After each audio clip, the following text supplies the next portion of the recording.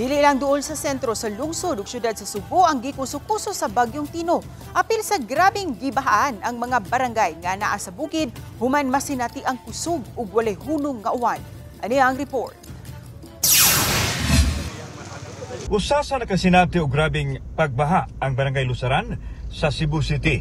Gisaysay sa pamilya sa Barangay Kapitan ang ilang kasinatian diin hapit sila malunod tungod sa kataas sa baha. Sa pagbisita sa GMA Balitang Bisdak sa sentro sa barangay, kini ang misugat sa news team. Mga sakyanan nga gianod, nagusbat nga mga balay, apil na ang ilang commercial center. Sa pikashabig sa Taytayan, makita ang mga pang-anod nga masakyanan. Lakip na ang bagong coaster sa barangay o ang ilang duha ka ambulansya. Aduna usay mga heavy equipment nga nalubog sa lapok. Ana sa sentro sa barangay ang dakong sapa nga miawas kadlaw ni adtong Martes, November 4. Ingon ni kagrabe ang danyos nga gimugna sa Bagyong Tino diri sa Mountain Barangay sa Lusaran, Cebu City, diin naputol ang tulay o gianod ang pipila ka mga balay o mga sakyanan.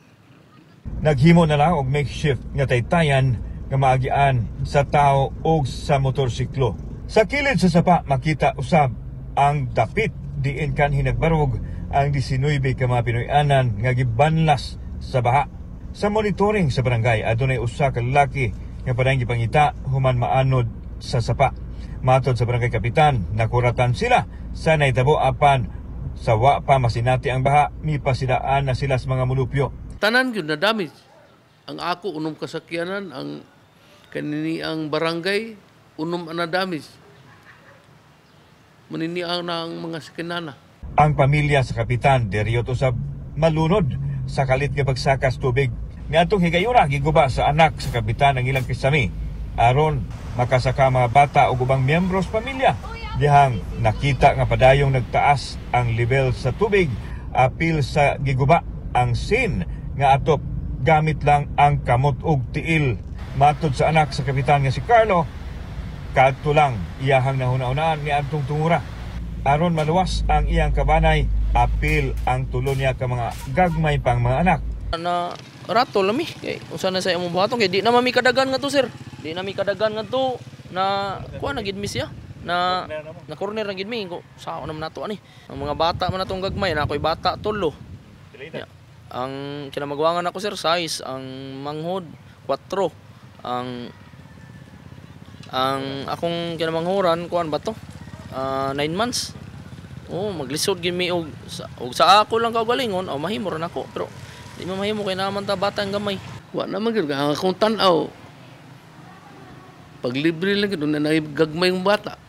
Muto nga nay koy pagumangkon kalangoy di sa pikas. Paiktan og pisi dire. Nanawagan usab og tabang ang mga nabiktima sa Bagyong Tino. Usa na si Lula Erlene Archival nga hapit yun malumos. Tubig ug pagkaon ang nagunang panginahanglan nga ilang gipangayo. Naglisod naman mi sir kay naabot naman sa ring ang tubig. Diningon tong akong kauban na man nasunod akong igagaw sa nga laki. Manlatay taday maningkamot kita day nga maabot sa atop sa barangay di mo to nilatay mi. Naagi tinukoy kay ubos ninyong city officials kay kabos man kay inyong giserbisyuhan kinsay kabos ang naapuyo sa Villa del Rio o Villa Lison or ang Tagalusaran. Kauban si Godfrey Relian, ako si Alan Domingo.